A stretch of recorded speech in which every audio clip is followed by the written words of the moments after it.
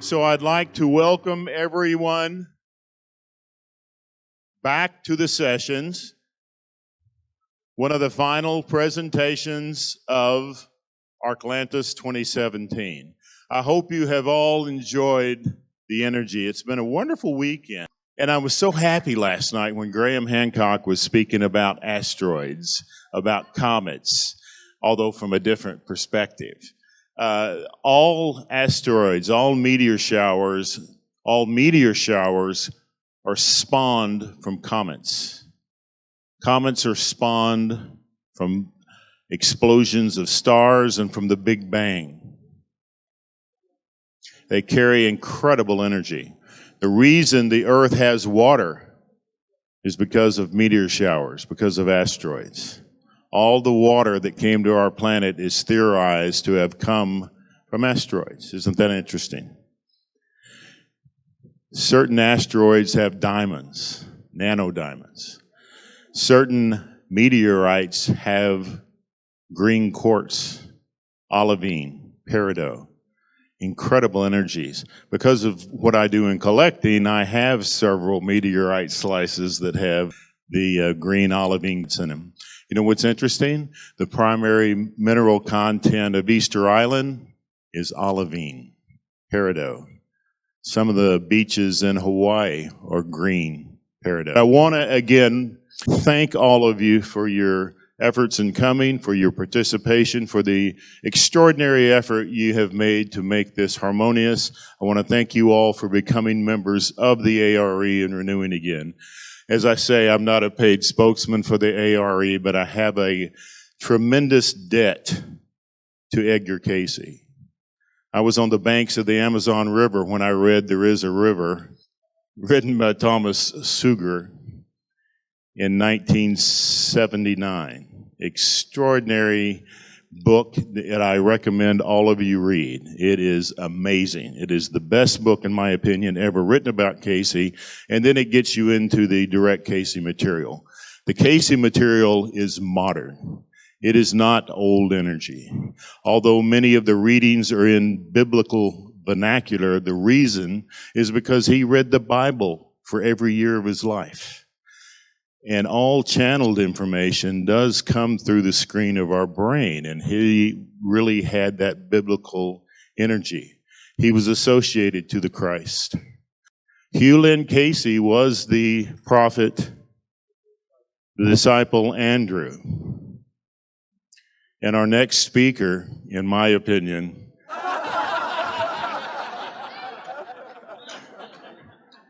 is one of the best speakers I've ever heard.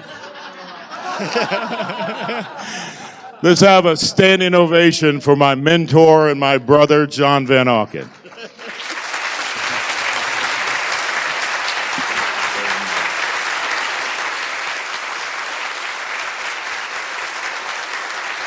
You have to admit that this soul sitting here that has put on these events for so long caught that beam of light while he was reading There Is a River on the Amazon River, and it has radiated out from him to all of us for many, many years. Thank you.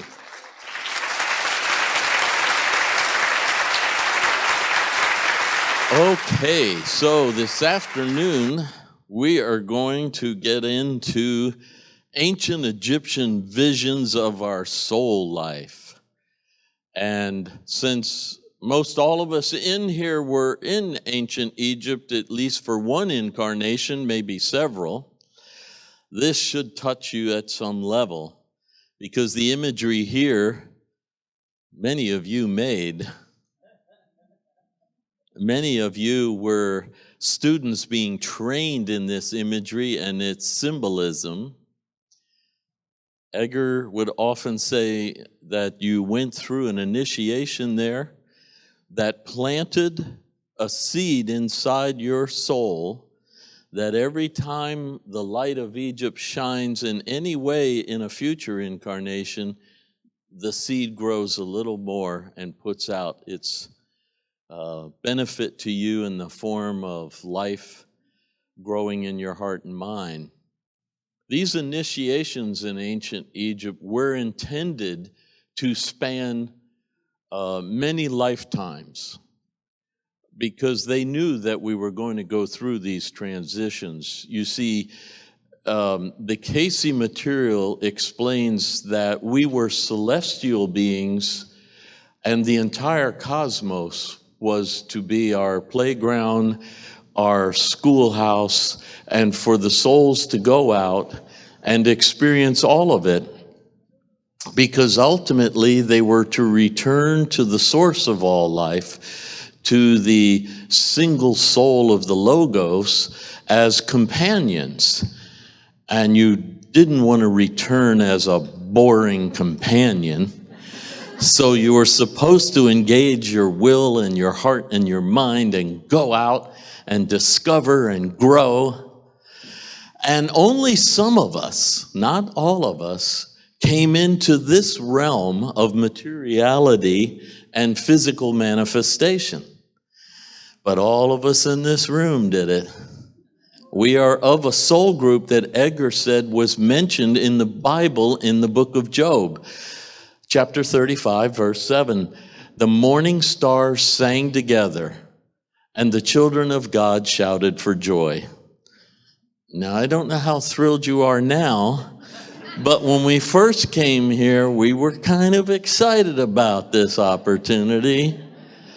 The Maya tell of the moment that the children of God realized this was not exactly a fun spot. And they came, according to the Maya, they came to Mother God. And you're going to see the Egyptians have Mother God as our source also. The womb of God, the mother out of which we came. So the ancient Maya say that the children of God came to Mother God and said, Mom, we're in trouble. This place possesses us. We used to be able to come and go. Now we can't lift out of here. And Mother says to the children, us, bring me the ashes of all your mistakes and the sacred water of life that is in each of you. Now, symbolically in Egypt and Maya and other cultures, the secret water of life in the physical form is spittle, saliva. It comes from within your body, and it symbolizes the life force that comes from within, the water of life.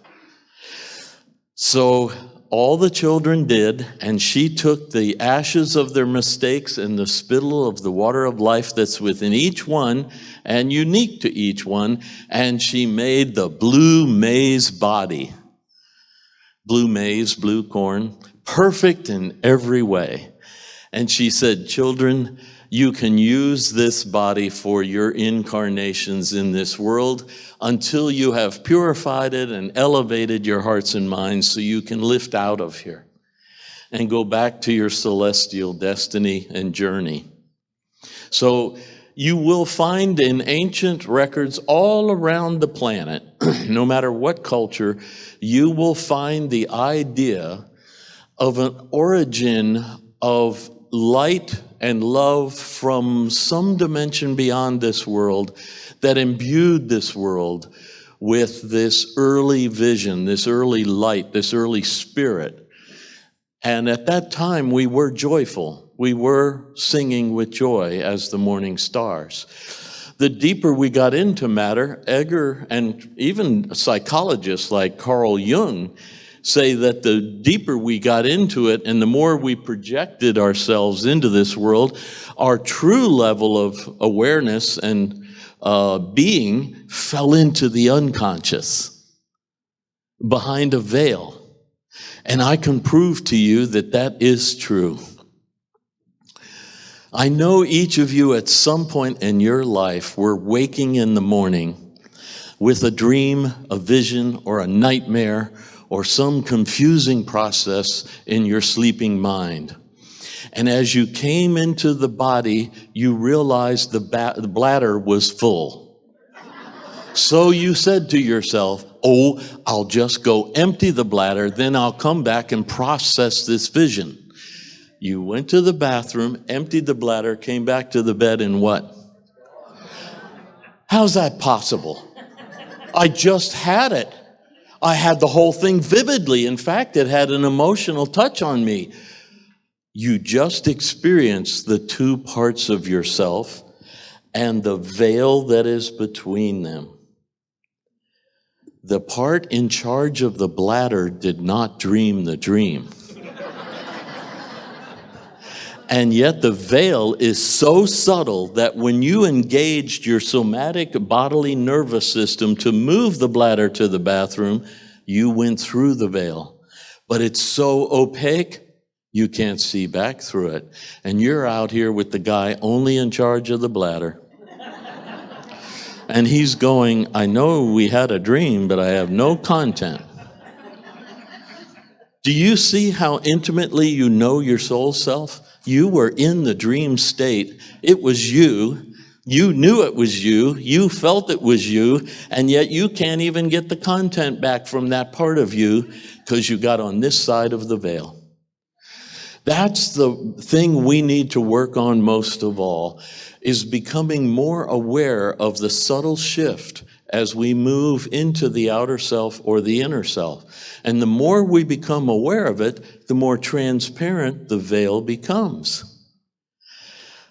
And so then you start to merge the two. Truly, that's what the depth psychologists want from us. Carl Jung said, it's not by cutting off the earthly portion of yourself that real growth occurs, but by integrating it properly with the real self, that the real psyche is fully aware and developed. So everything we've done in our incarnations, and there have been many, actually adds richness, like facets to the gem of our soul. And so you want to integrate them, including your personality today. And from Edgar Cayce's perspective, your personality today and those people around you and those situations you find yourself in and your body genetic pool and chemistry are all for the growth of your soul. Now, I read the reading that several of those type readings when I was 19, and one of them said, we even chose our parents, and I knew that was wrong. No, I'm not kidding. I had nightmares about being born to these two people. Really, here's the nightmare that occurred over and over and over until my mother just stopped coming to the bedroom.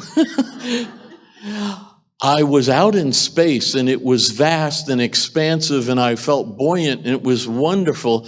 And suddenly, some sort of beam grabbed a hold of me and started pulling me towards this little blue planet of the Earth, and I was fighting against it, and I went right through the clouds. And suddenly, I could see I was going into an inner city gymnasium that was dank and asphalt and bars on the window in New Jersey. Now, don't get upset. I was born in New Jersey, so, yeah. And I started to scream no, and then I went right through the bars in the window of this ugly gymnasium. It was massive and totally empty, except my two parents were sitting at a ugly little card table, and they had no eyes. And then I really started yelling, no! And suddenly someone would grab my arm and shake me, and it'd be my mother, and she would say, you're just having a bad dream. And I'd go, no! And she would go into Dad and say, I don't know what's wrong with that boy of yours, but you better start talking to him. He is really weird. Well, it was hard, but do you know, in the latter years, they both, Dad is still alive at 98, and I still have lunch with him once a week. Mom just passed at 97. In the latter years of our life, we became tight friends. We healed whatever that karma was that I didn't want to face. And so it is that despite what it appears to be in this life, it is arranged like Shakespeare said. A stage has been set, A script has been written, everyone has their role to play, and the curtain goes up. And you yell out, "No!" It's a very meaningful, purposeful incarnation, even though it's very mundane realm to live in for celestial beings. In fact, in one reading, Edgar said, "If you knew just how mundane this realm is, we couldn't keep you here." And do you know, back in the 1920s, he said in the late 60s, early 70s, you will have a new vision of death. And sure enough, the medical profession became so proficient, so skilled, you could die on them, and they could bring you back to life. The problem was in the recovery room. When the doctor would walk in and say, "Man, we had a close one with you," and the patient would say, "Yeah, I was amazed when you started pounding on my chest." And the doctor would go, "Wait a minute, you were dead." "Well, I thought it was strange too, but I was standing over in the corner." And most of these near-death experience people tell you, "I didn't want to come back. It was so pleasant." Well, here's Edgar saying, if you knew how mundane, but it's purposeful, and we need to engage it. And I know it's so hard being an earthling, we are immortal beings. We're not going to experience a death of the true self. And while we're here, if we could get in touch with the original self, that would really add an illumination to us that would help us apply ourselves to what is often a very boring, mundane, often lonely, often cantankerous relationship in this world with our physical bodies and our members of our family and friends and our jobs and our health. You need to touch your celestial self in order to keep getting up every morning. And the hard thing is, in fact, the reason you see long suffering listed among the fruits of the Spirit is once you become really aware of your celestial nature, it's real hard to be physical tomorrow. You know? Damn, I'm an angel here. And I still got to go to work. I still got to pay a mortgage. I still got to deal with her. You know? My wife and I, for a short while, tried to think of each other as incarnate angels and have no negative thoughts about one another. Edgar Cayce said a negative thought is so real, he says it's as real as you sticking your finger in her eye. So we swore we wouldn't do it, and we lasted about 2 weeks. And she said to me, "You're thinking bad thoughts?" I said, "I'm trying not to." But that's the game. That's how to engage it, and growth occurs. And like most of the near death, when you get on the other side of death, you're shocked that you're alive. Edgar said the first 10 minutes after death is very surprising because you aren't dead, the body is. And you have to go through a transition or a process unless the medical profession revives you and then you're back here. And remember what most of the people who are revived say? This life didn't bother them at all once they got back here because they had taken a peek at the other side. So keep that in your heart and mind while you're dealing with all the junk we have to deal with here. Okay, let's ride the visions from our incarnation in ancient Egypt. Probably everyone in here had at least one, and some of you may have had several. In early ancient Egypt, the oldest period, everyone was involved in spiritual enlightenment.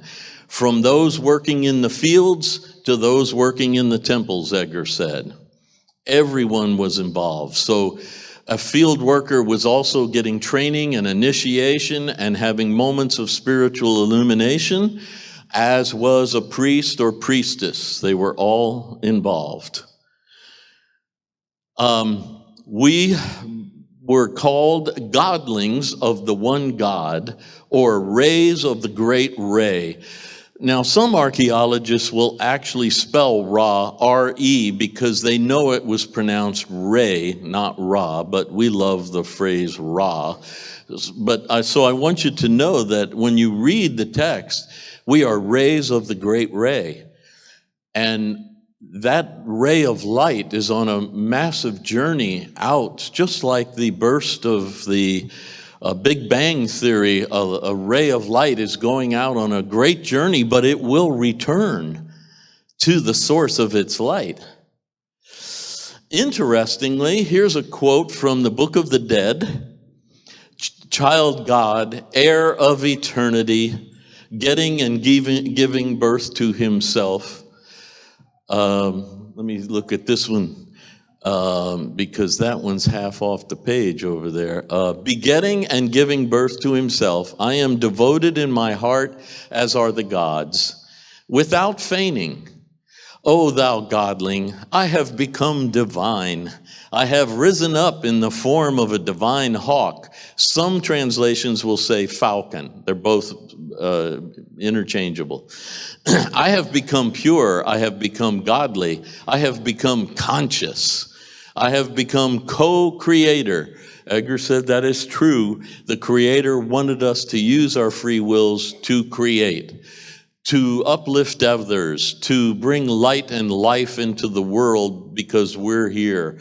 Co-creator. I have become a soul.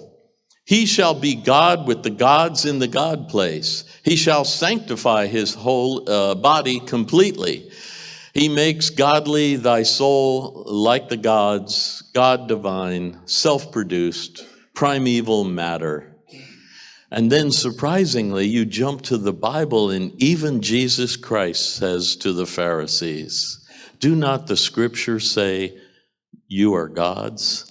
And you jump back to Psalm 82, and it says, you are gods, sons and daughters of the Most High, all of you. I just want that to sink in a little bit. At some primal place inside your heart and mind, you were created in Genesis in the image of the Creator and have all the powers and talents latent within you of that Creator. Yes, later in chapter 2, you were created again of the dust of the earth. And that wasn't even enough, because God noticed in this duality we are lonely. So we get to chapter 2, verse 18, and he separates out our gender energies of our soul. The soul is both yin and yang, or yin and yang, and that is separated. So I'm projecting the yang, the animus, and you are projecting yin and the anima using Jung. And what does the depth psychologist say to us? John, if you want to have full consciousness, you've got to get in touch with your... it's been hell. But in North America, men have been getting in touch with their feminine for going on 70 years, and women have been getting in touch with their masculine. Usually not by choice, but by force. Why? Because we're in the latter days of the reunited being that was originally separated. We're in the latter days into a transition to a new era that will be like we once were, fully united in ourselves, more illuminated. Edgar said we will have 12 chakras. And one guy came along and said, oh, tell me the other chakras in addition to the 7. And Edgar from trance said, why? You're not using the 7.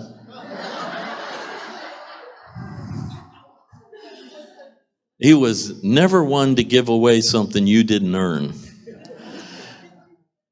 Also, he said we'll be more luminescent. We'll have more of a luminescence. Our auras will be stronger, more vibrant. We will have more of a collective consciousness. We will be more intuitive.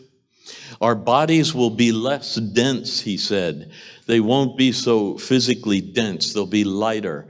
Now, the Hopi Indians have the legend of when we were that way, and they say we could come and go because the door to heaven was open and you could come and go. You didn't have to stay here for 60 to 80 years as an incarnation if you desired to leave. And Edgar actually gave readings for people who left and came back and left and came back, not being born through the womb, but manifesting. Do you understand what the body they had with him?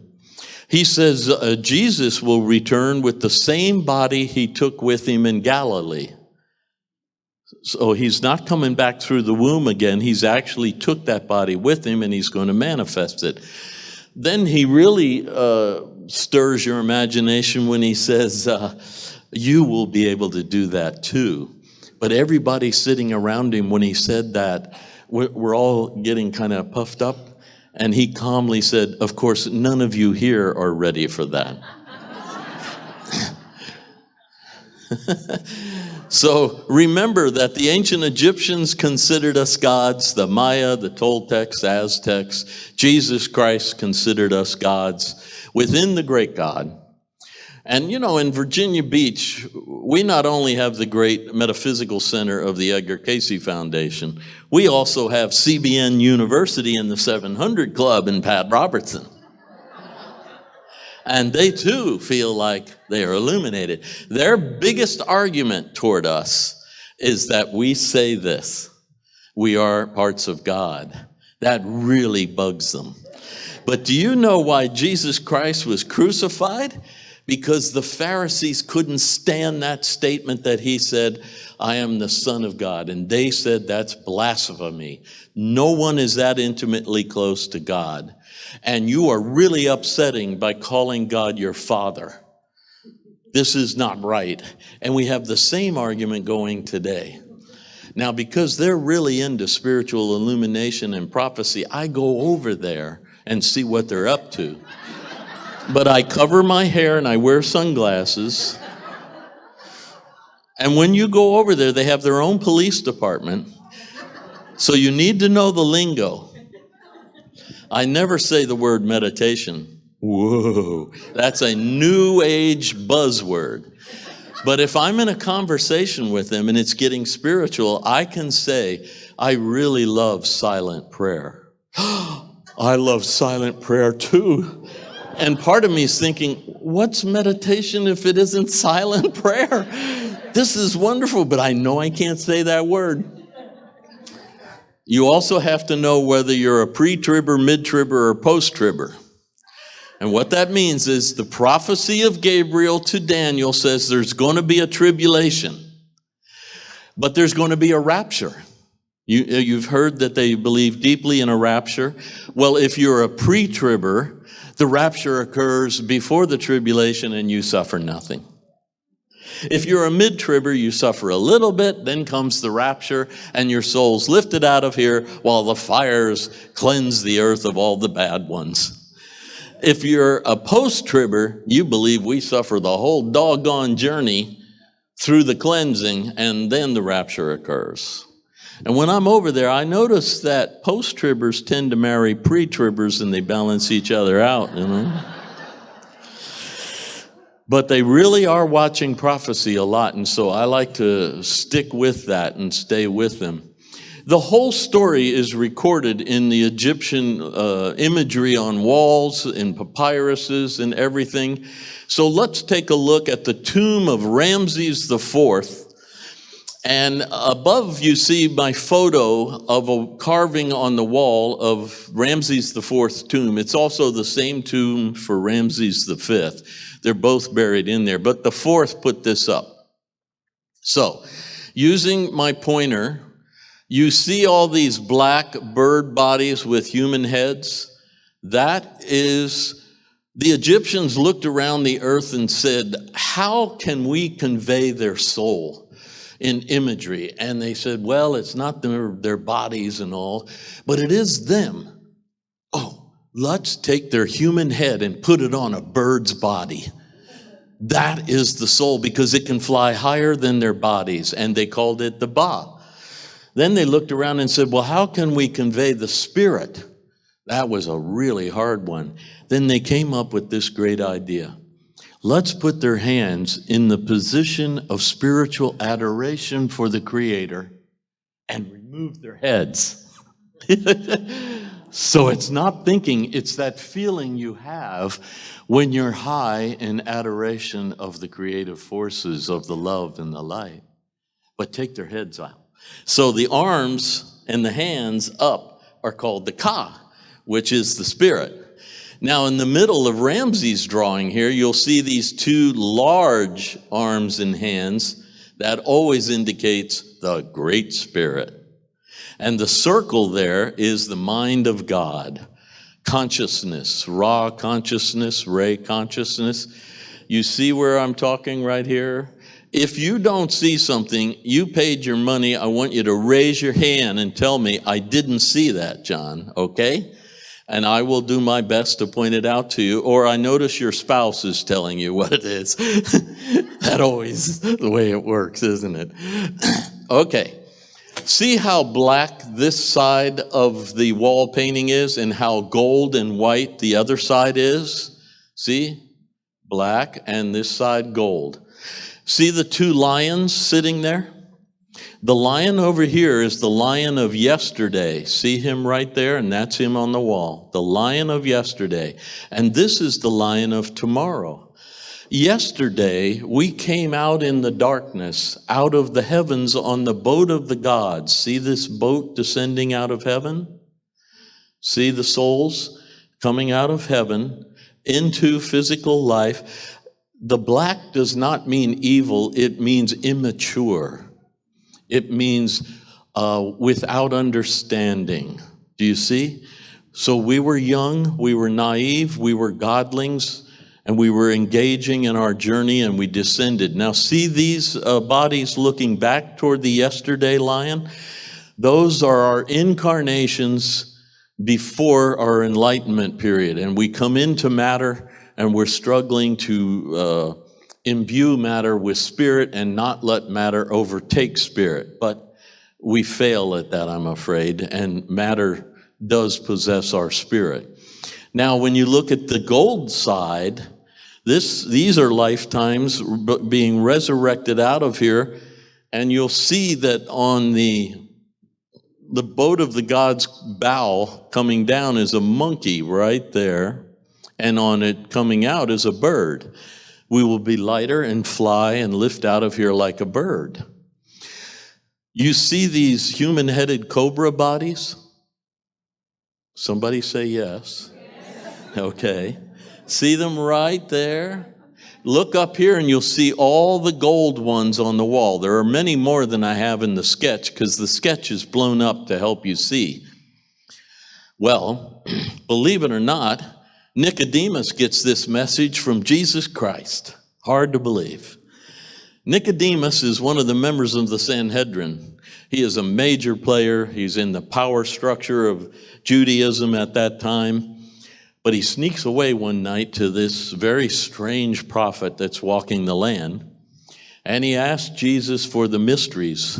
And Jesus tells him 3 mysteries. One, every minister talks about. You must be born again. Now, Nicodemus, being a very earthy, physical man, says, how can I get back into my mother's womb? And I can just picture Jesus going, oh, this is going to be a lot harder than I thought. No, Nicodemus. No, Nicodemus. You've been born physically. We're not talking about that. You have to, in the womb of your heart and mind, you have to conceive your spiritual self and birth that.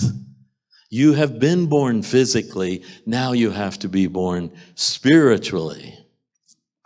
The second thing he tells Nicodemus is no one ascends to heaven, but he or she who first descended from it. And at the Last Supper, he turns to Philip and Thomas, the 2 doubters, and says, you know where I'm going and you know the way. And for all of us, Philip says, what? I have no idea. But you do. Deep inside you, you do. No one ascends to heaven but he or she who first descended from it, even the Son of Man, he says. We are heavenly beings. We came down. We're immersed in this journey, but deep within us, it's there. And the Egyptians are going to show us that in a little bit when I show you another carving. But the third thing, I bet you thought I was never going to get to it. Jesus says to Nicodemus, as Moses raised the serpent in the desert, see, now I'm getting to the cobras.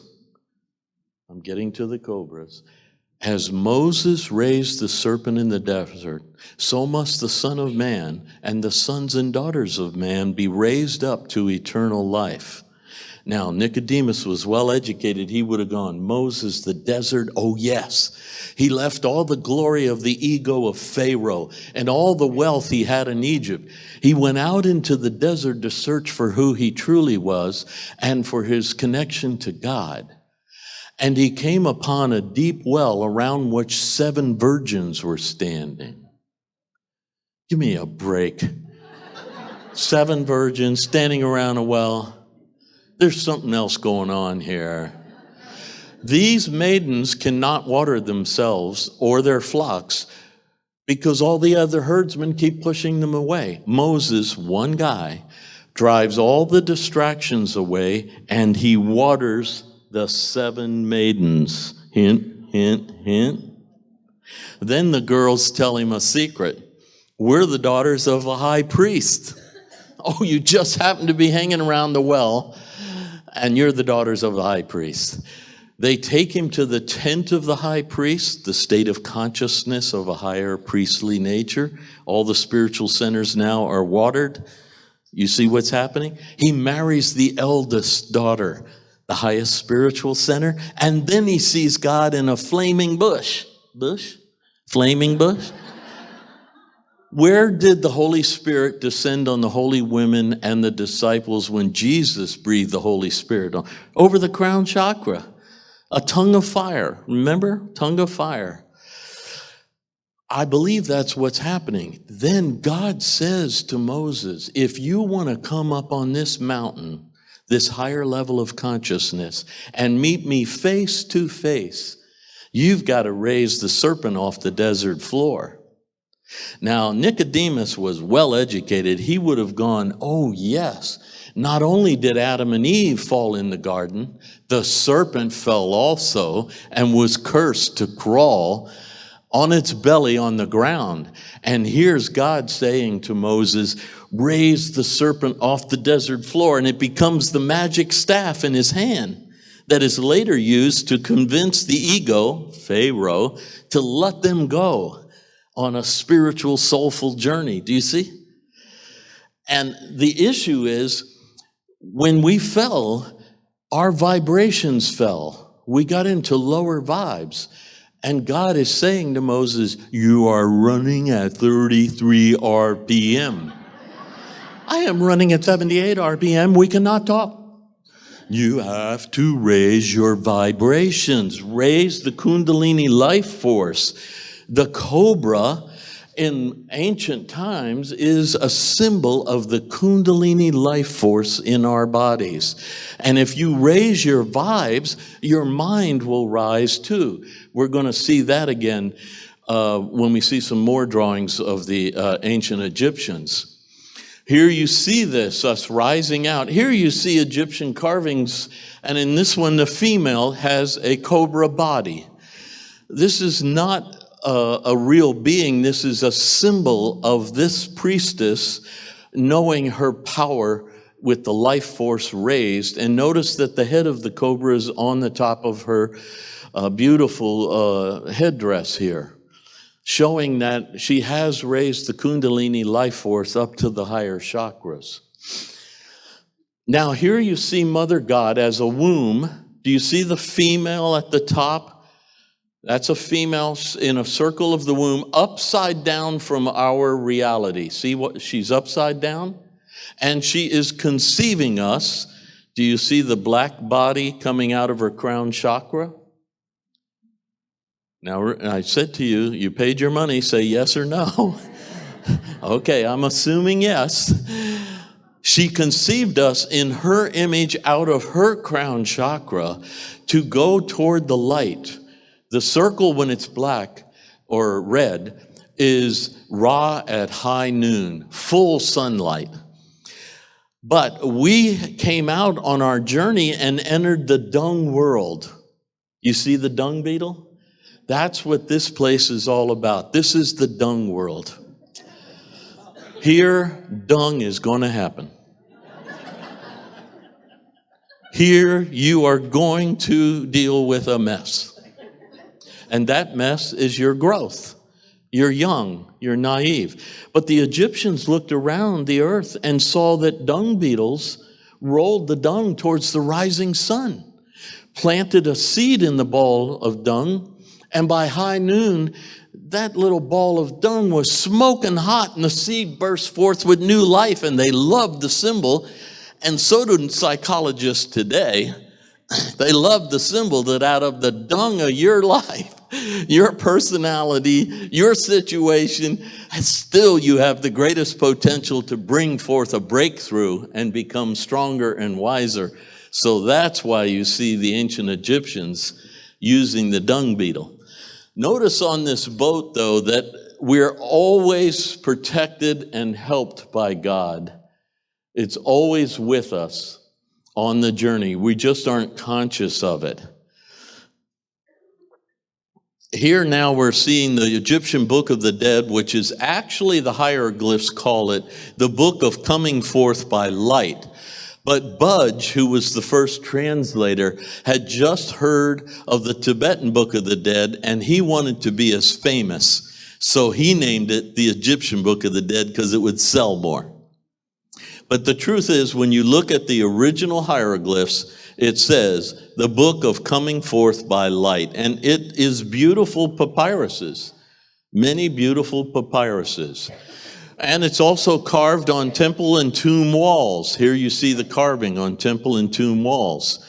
But let's take a look at one of the papyruses right here and look at the symbols at the top. Once again, we have the lions of yesterday and tomorrow, stylized, very stylized. We also have male and female, yin and yang or yin and yang, anima and animus. We also have the soul, the feminine and masculine soul together. Then we have the open lotus. You're going to see in a little bit that the open lotus, you see, the Egyptians said, if these children of God have lost their way home, just like our dogs, our jackals, they need to pick up the scent of the trail that they left on their journey to find their way home. And they discovered the scent of heaven was the open lotus. And so they called this, as they open their lotuses, they will pick up the scent of the trail home. And so you see the open lotuses. Here you see the phoenix bird of Egypt is actually the white heron or egret. And he is smelling the open lotus fragrance to find his way back.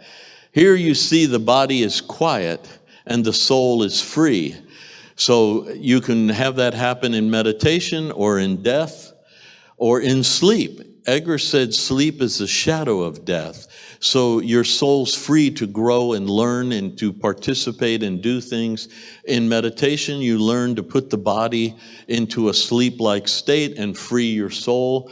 And of course, in death, your soul is freed. So the whole papyrus is teaching that. Here's one of the Book of the Dead papyruses in which this Egyptian is having his heart weighed. You see, they said, in order to enter heaven, you must have a light heart. And so they put the feather of truth on one scale. See the feather? There's a feather. And they put Ani's heart in a jar and put it on the other one. And if the heart is heavy with regret or unfinished desires, like Buddha says, desire keeps you circling back, then this little creature, see this crocodile pig type creature?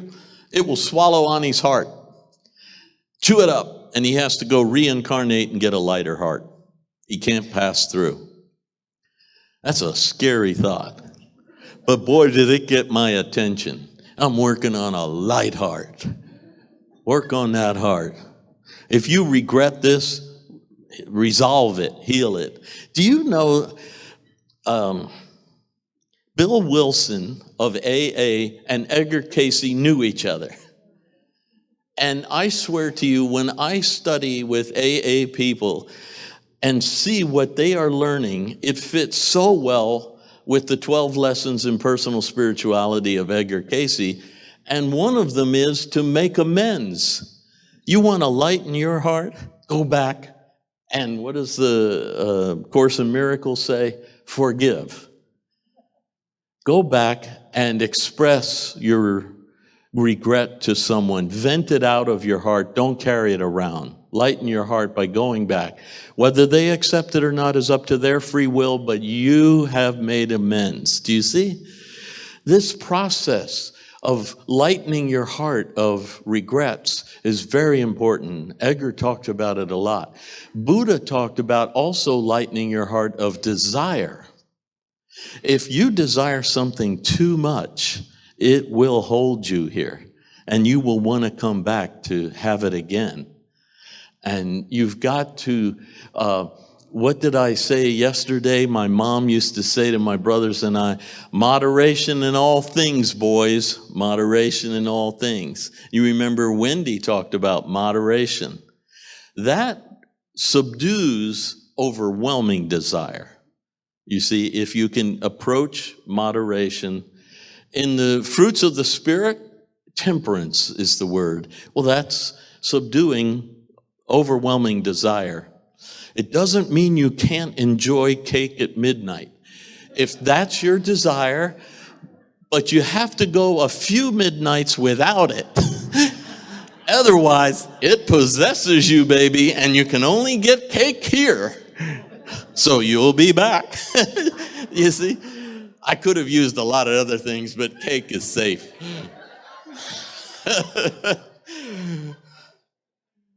Okay, Ani's heart is found to be lighter, so the higher mind, symbolized by Horus, is leading him to the gates of heaven.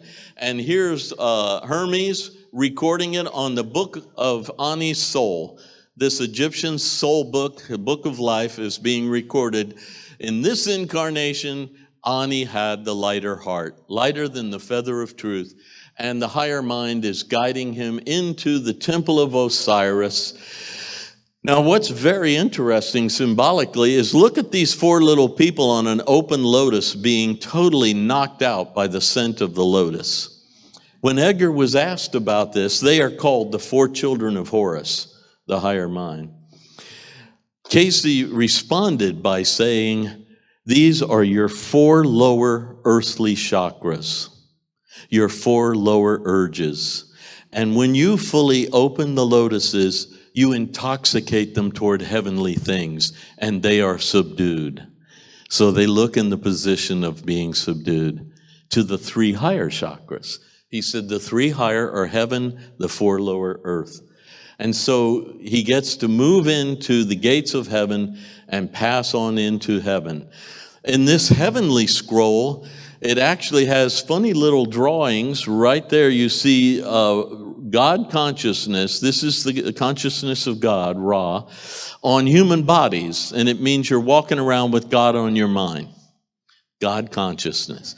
Over here they have a dung beetle, but he's rolling his dung into a cocoon because this was the lower class training session and they hadn't gotten the ball idea. So they were helping them because no dung beetle rolls the dung in the form of a cocoon. But if we show them that, they might go, oh, this must be symbolic. And they realize, my God, out of the dung of my life, I can break through and become the butterfly and lift out of this situation. Do you see? So they would make drawings to convey very deep teachings. The rudder and the eye were always the guidance, God's guidance. All-seeing eye is with you, and your will is to shift the rudder to a direction that you want to head in. Edgar Cayce called the rudder your ideal. Set your ideal. Where do you want to head? And no matter what the situation in your life, like a good captain, tack toward it if the wind's against you. Keep moving toward as best you can. Don't give up hope. One time, Edgar Cayce woke with a dream that he was in heaven, and he was with one of the guides in heaven, and they opened a door to a room that was full of wrapped gifts. And he turned to the guide and said, "What are these?" And he said, "Oh, these are all the things people were asking for, and then they stopped. And so we haven't delivered them until they start asking for them again." You know, keep that in mind. Okay, here you see the higher mind, Horus, and he is putting into the nostrils of this incarnate person the Ankh, the Dejed staff, and the Anubis staff. And these symbolize guidance, strength, and life. And that will come to you from your higher mind. Let me see if I have time for this one here. I think I'll pass on this one and move to this. Believe it or not, metaphysically, there is the macrocosm, microcosm in the Bible, in the mystical teachings. So if you allow yourself for a few minutes to think of every word you're reading as meaning something within yourself, then you will get what Edgar Cayce said about it. So here is the human body with the endocrine glands, which Edgar said are associated with the chakras, or chakras, and the 4 rivers and the 4 lower chakras, the mist, the garden, and 3 higher chakras. And so you read Genesis 2 as a mystic, as though it's speaking about your body temple. These are the generations of the heavens and the earth when they were created. And Edgar says the top 3 chakras are the heavens and the 4 lower are the earth. In the day that God made the earth and the heavens, when no plant of field was yet in the earth and no herb of the field had yet sprung up, for the Lord God had not caused it to rain upon the earth, and there was no man to till the ground. So we are not incarnate yet. You got it? You get a feel for that? We're not here yet. But a mist went up from the earth and watered the whole face of the ground. Now I'll jump back to this, and this is an Egyptian drawing. And here is the night before the dawn. This is the day side. This is the night side. All of these are energy forces that we're going to deal with. And Tefnut is the mist. The mist is here, and then the sun comes out. And this little strange drawing right there is called the Weaver. And if you remember Sleeping Beauty, she is spinning fabric on her wheel when she pricks her finger and bleeds. That was symbolic of we were spirit and we were using our free will to develop the fabric of our soul when we entered the material body and the blood body. You see? And the curse was death, but heaven couldn't deal with that curse. So they simply said, Sleeping Beauty will sleep until a worthy aspect of the soul being, of her soul being, comes and awakens her. You see, it's all woven in our little childhood stories, and all we say is, Mom, read it again, read it again. So here you see it in the Bible. So the mist went up and watered the whole face of the ground. Then the Lord God formed man of the dust from the ground and breathed into his nostrils the breath of life. Man became a living, breathing being. And the Lord God planted a garden in Eden in the east. And there he put the man whom he had formed. Remember, we aren't in verse 18 to 28 yet. So the man is androgynous. You got it? Eve is still inside this man. Okay, I want you to be aware. Okay. And out of the ground the Lord God made to grow every tree that is pleasant in the sight and good for the food. The tree of life also was in the midst of the garden, and the tree of knowledge of good and evil.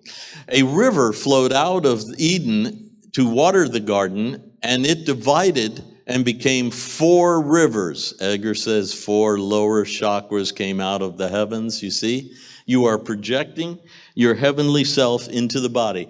Now, in the womb, the pineal gland is forming in the fetus first, and you push yourself through the soft spot in the baby body head into the nervous system, and you start to develop and bring your heavenly energy and your soul memories and your karma and your grace into it. And as the body grows, this seals over, and you are encased for a sojourn.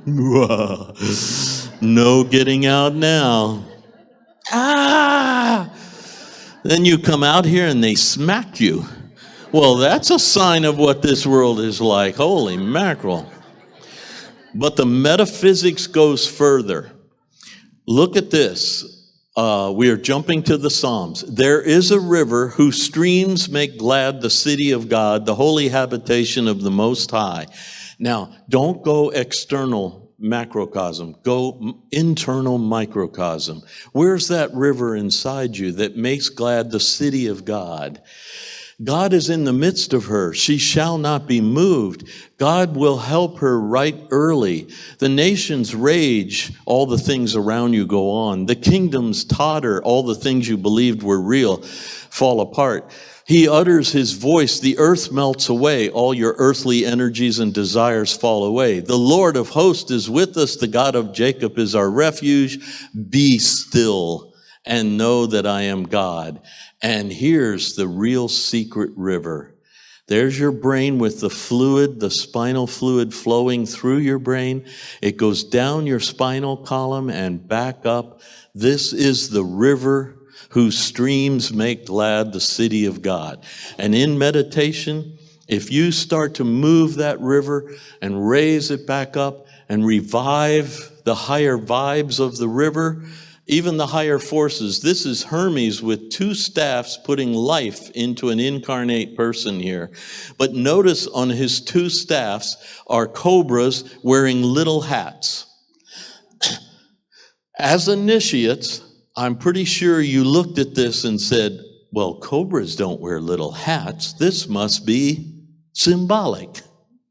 And then you notice the first staff is the staff of the lotus, the second the papyrus.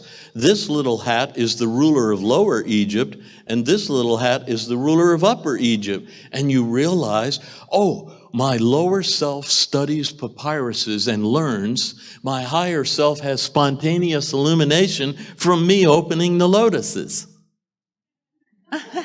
And that puts life into my body. Here you see many symbols of the raised cobra, Buddha as well as Egyptian symbols. Here is a serpent raised on a lightning boat. See the lightning bolt on the back and then the open lotus on the bow? They're trying to really get this to you every way they can. And you can't graduate with a C. You got to get an A. Here again, you see symbols, raised cobras here. Here you see Pharaoh's crook that shows the pathway of the Kundalini. Here's the cobra in the striking position. Here you actually see Shiva with the cobra going up his back and coming up, and the luminescence. And Shiva's called the destroyer. But you need to understand, he's the destroyer of illusions. And as much as we love our illusions, we gotta let them go to break through to the truth, to the real reality. Here you see Moses out in the desert with a serpent raised on a stick. What happened was the people who left Pharaoh were starting to whine that at least they were being fed by the ego. Out here, God isn't doing much for us, and we're whining and complaining, and we're not feeling very well. So he goes to God and says, what should I do? And he says, put a raised serpent on a staff, and everyone who looks upon it will feel better. Because the soul is looking through the same eyes as the outer self. And the soul knows, come on, I got to raise my attitude, raise my vibes. This is what it's all about. Here you see your body structure is designed with that powerful illumination up your spinal column and bringing illumination if you raise the fluid and recharge the fluid and raise it. And here is the symbol of healing, the caduceus. And the medical profession wears it as a symbol of health. Why? Because the central shaft in the caduceus there with the wings is your central nervous system with the wings of your mind. And the double serpents are Ida and Pingala right out of Hinduism. That's the autonomic nervous system, 2 inches anterior to your central nervous system. Even EMTs, where Asclepius is symboled. This is the Greek healer Asclepius. And notice they put it on their special cross. And that is a symbol of the life force serpent rising up the shaft of your central spinal system. Here you see it correlates to the Yoga Sutras. The Sushumna that Patanjali told us about is the cerebrospinal system, the central shaft with the white ball. Ida and Pingala are the sympathetic and parasympathetic. These are the 2 serpents. The red one is Ida and the white one is Pingala, or sympathetic, parasympathetic, and they are your autonomic nervous system. And there's the medical caduceus carrying that same message. If you get these fired up and raising your energy, you will be able to gain illumination. Here's Cayce saying the soul is in your glandular system. The glandular forces then are ever akin to the sources from which, through which I can't even see that there. Let's see if it's right over here. The soul dwelleth within the body.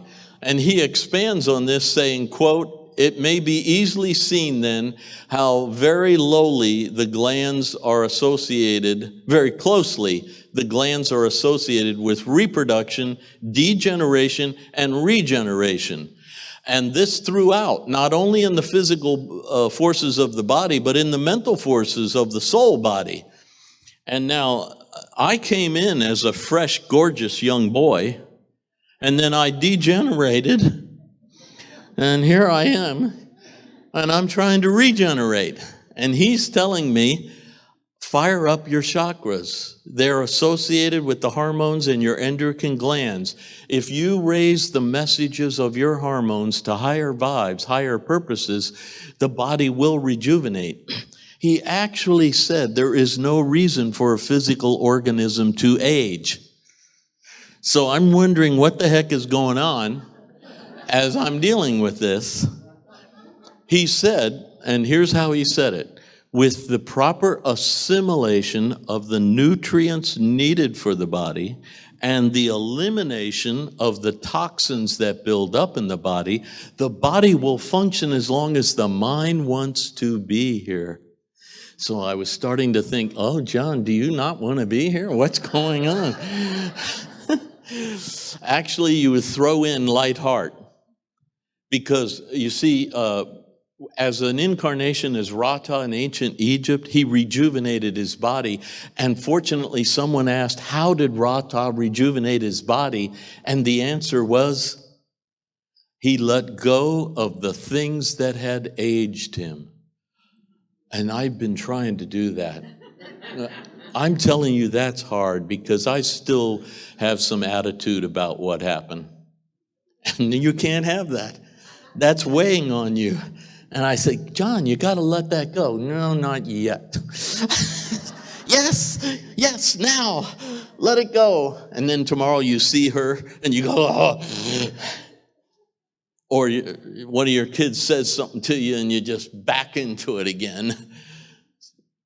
He let go of the things that had aged him, and he rejuvenated. He also did other things, by the way. It described that he listened to music on alternating days, stringed instruments, and then wind instruments. And he tried to do the scales to each chakra and tune each chakra to the vibration of strings or the movement of wind through the flute or a wind instrument. And then Edgar said, you actually have these instruments inside your body because you have the strings of your vocal cord and the wind of your breath. And that's when he taught us to chant. He said, you can use the strings of your vocal cord and the wind of your breath to raise your vibrations. And he encouraged chanting. He actually designed chants. Chanting is not singing. So if I go, oh, I'm vibrating my vocal cords to vibrate your eardrums, that's singing. Chanting is sounding inside the chambers of my body to vibrate the glands and those cells in and around the chambers. Abdominal chamber, cardiopulmonary chamber, cranial chamber. So inner sounding, and you want it to be real resonant because you're trying to vibrate.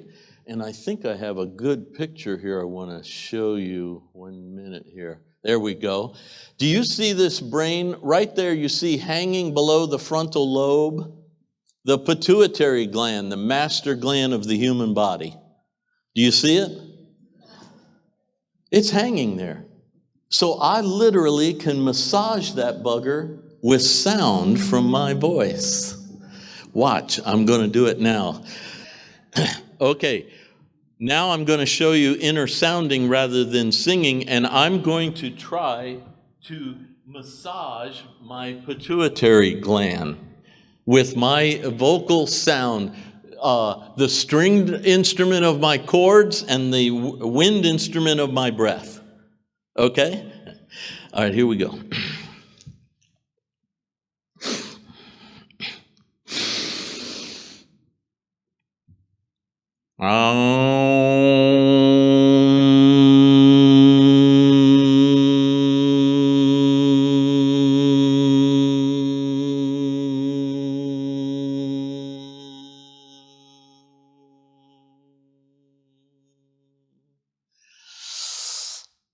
And it'll get you high.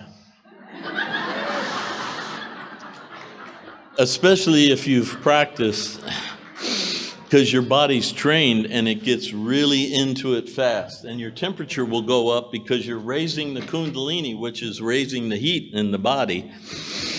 So Edgar designed one for all the chakras called Aum.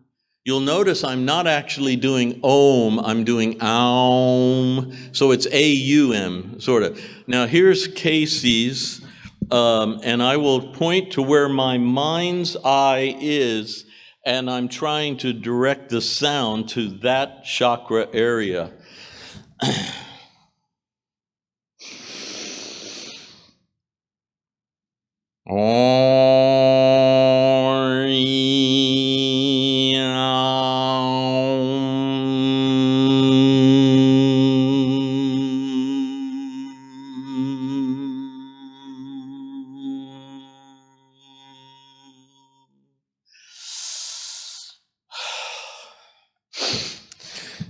That's really good stuff, let me tell you.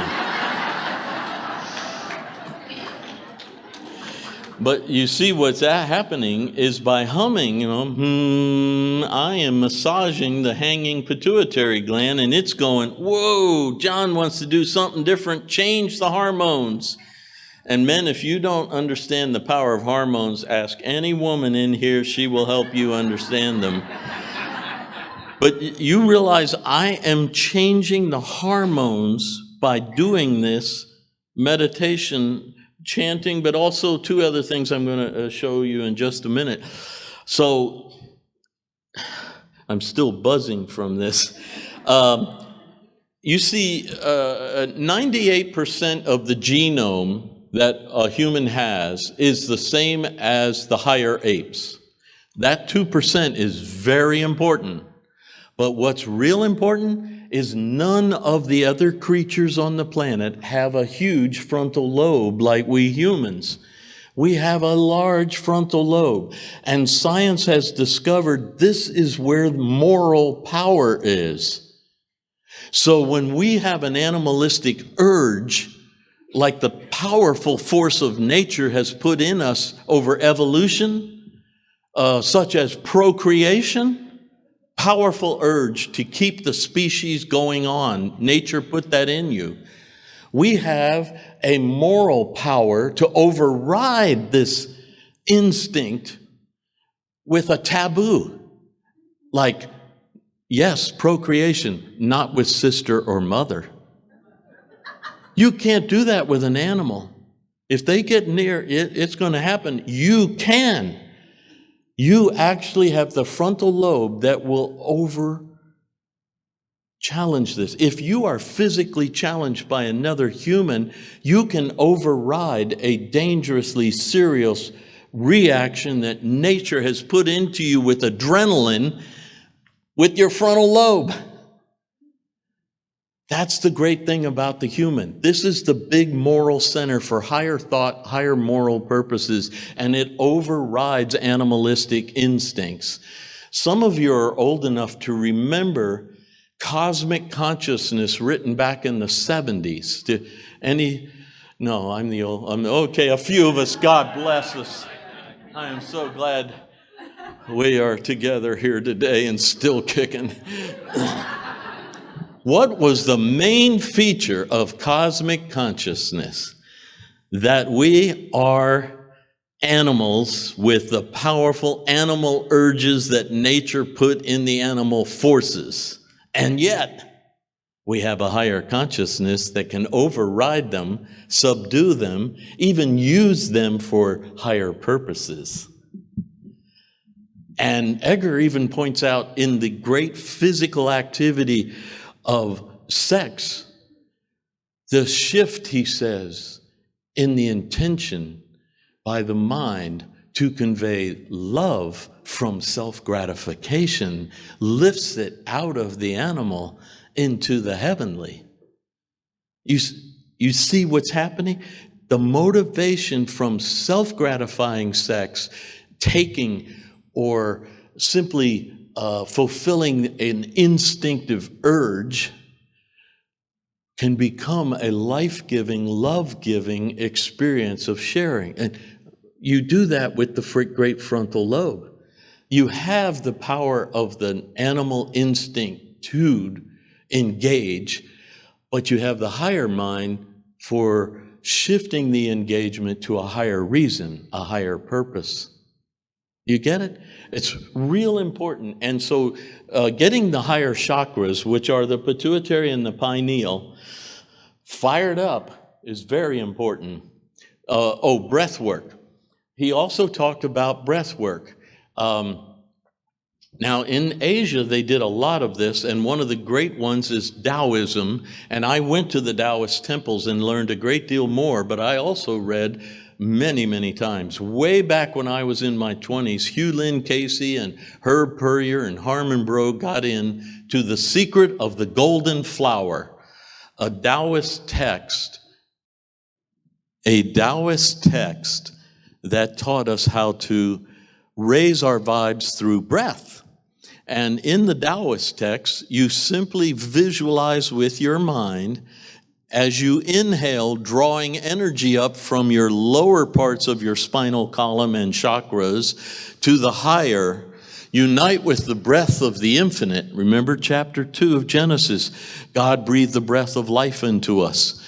So you want the breath of life. So here I go. And then you bathe the body in the raised breath. So,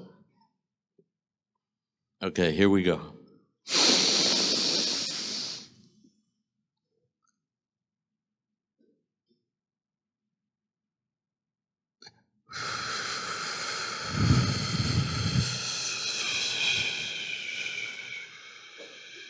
and sit in the empty breath for a minute. It's deep stillness. Then do it again.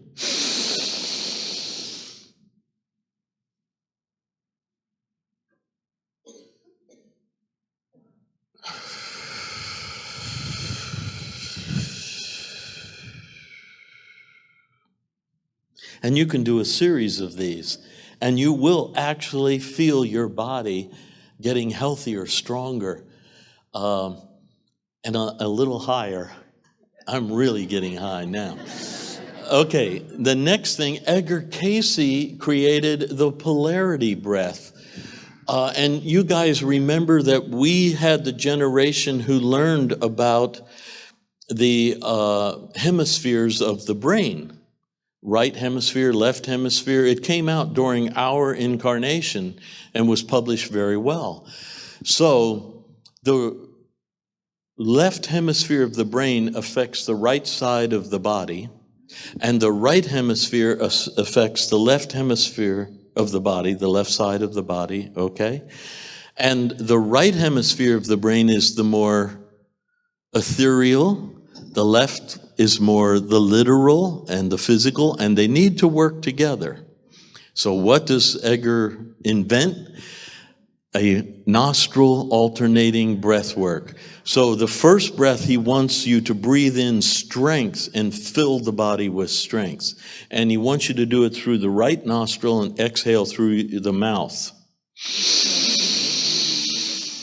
Feel your lungs. You know, in yoga, you learn to breathe with the back part of the lung, the chest lung, and the abdomen lung by pulling the abdomen down. And you fill the lung. And then feel strength. And then you exhale through the mouth by pulling the diaphragm up. And you do about 3 of these.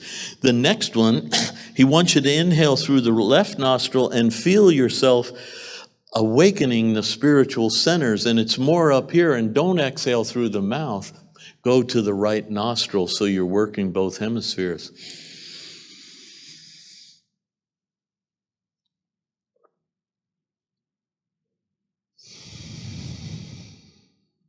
And do about 3 of those, you know.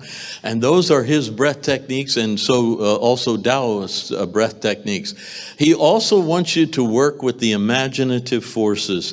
He says for a 3-dimensional physical personality ego being to lift into the 4th, 5th, and higher dimensions, even into infinity, which you can do, it's innately within you to do this. But you have to use the imaginative forces because the 3-dimensional mind cannot pull it off. Now, some people, many years ago when I was teaching this, would quickly say, "Oh, John, you don't mean I have to imagine this." I say, well, not in the way you mean those words, but you need to use your imaginative forces to visualize this ascent out of finite containment, out of individualness, into infinite expansive presence and universalness. That's what you've got to do.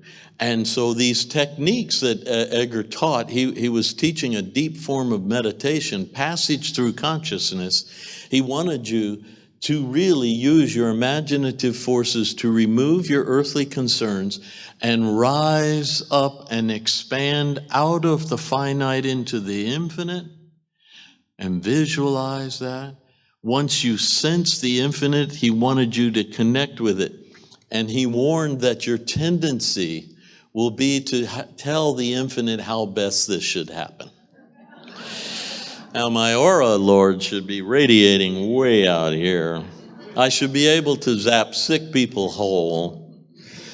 I should be totally psychic, knowing what everyone's thinking. No. He said, don't do that. Allow the infinite to do its magic in you as you allow the infinite to flow into the finite. And he said there will be a pulsation between the two, and the two will become one. you'll start to feel your body is connected to the infinite. The infinite is flowing into you, and you are pulsing back with it, like this. And then you really are going to break down that veil. It's going to become much more transparent.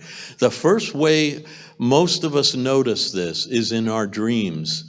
Practicing this type of meditation, passage in consciousness, you will actually have more vivid, more dynamic dreams. Unless you ate a pizza at midnight, then you're not going anywhere for a while. But I'm trying to tell you, if it's a good night, and they aren't all good nights, you will be able to have vivid dreams and get messages while in sleep when you're doing this. So you want to connect with it. And he wants us to use the phrase, not my will, but thy will, and allow the infinite to flow into you and do its magic, not tell it how to do it. However, he said, once you're fully attuned and it's flowing and you feel like you're one, then you can bring up an issue. Do you see? Or a person. Don't meditate to go get the issue or the person. Meditate to get the connection and establish the connection well. Then when you have been fully illuminated and revitalized and your vibes are up and your mind's expanded and quiet, you can bring up the issue and try to let it intuitively come to you. If it doesn't come in the meditation, it will come in the sleep dream or another day or so. And let's process and share and ask me some questions relative to everything I've thrown at you, if you have any. Wow, way in the back. How are we going to where's the microphone for that person? Way back there. I am so glad you raised your hand. I was paying attention. In the gray sweatshirt, she's coming to you. Hey, John. My name's Tara. I was just curious what the difference between the soul and the spirit is. Okay. Fortunately, Edgar Cayce was asked the same question. The spirit, he said, is the life force, and everyone, including plants, animals, minerals, all have the spirit, their unique spirit. And like I said, even stones have their spirit. It's the life essence, the life force. So one time a baby was born, and Edgar said that the soul didn't enter until a day later. And they said, well, what kept the baby body alive? And he said, spirit. Spirit's the life force. The soul was hovering around the body, still wrestling with whether it really wanted to incarnate or not. The soul is the individual entity. He liked to call it the individuality versus the personality. So it's your deeper, unique self. It has the free will. And every time this part of you has been moved to express itself, it makes a new quality to yourself. Every time you react to something that's going on, it adds to your story. And so your story, your memory complex, your motivations, your desires are your soul self at the deeper level. But everyone has the life force, spirit. And when you see someone diminishing in energy and vibe, you know the spirit is diminishing. But the soul might still be there, and you need to help fire up the spirit in them. The caduceus actually is a symbol of trying to get the spirit back into a body to make it healthy and heal it. So I hope that helps you there. Where's the next one? Yes, ma'am. Yeah, I have a question. What are your thoughts regarding the Egyptian mummification versus our modern day practice of cremation? Edgar Cayce said, and so did Carl Jung also, don't override the cultural training and upbringing, because that is part of the psyche of that entity. But when he was asked purely what would be ideal, he said cremation will release the soul more thoroughly.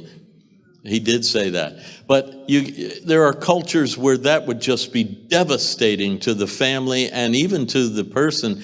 So he never wanted to override what was really deeply rooted in. Jung said you can't do that either. You cannot override what's deeply rooted in your upbringing easily. Yes? Yes, John, I've read in some texts that raising the Kundalini energy is very dangerous and should only be done by higher initiates. So can you address that? Yes, I can. Edgar Cayce agrees. Raising the life force in the body and the mind to higher perception is dangerous, and he had prayers of protection that he wanted you to use when you were doing these sort of things. He also, let's see, how about I just put this right here? Oh, it won't come out, huh? Oh, yeah, it does. I need both hands.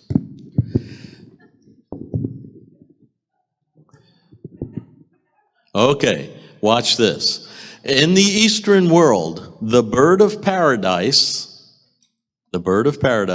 one wing is the right knowledge, the right vibrations, the right training. The other wing's the right heart, and we can't train that.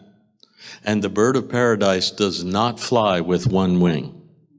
So that's why initiates had to go through stages, not because they didn't know things, but because they were looking to see where their heart was. You understand?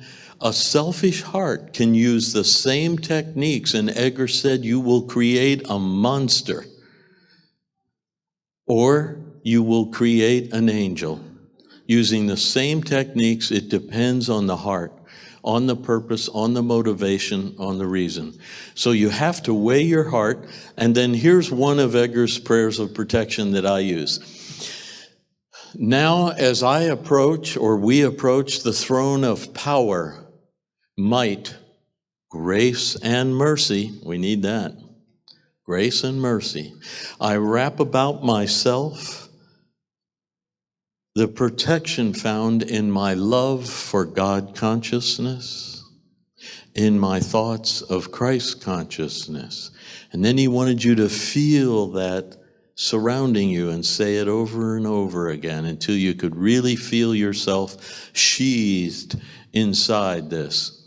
Now as I approach the throne of power, might, grace, and mercy, I wrap about myself the protection found in my love for God consciousness, in my thoughts of Christ consciousness. Feel it, shield yourself. Then you can raise the forces. Now, lately, in the last many years, I would say 12 to 15 years, we've been including angelic forces because Edgar talked about the guardian angel a lot.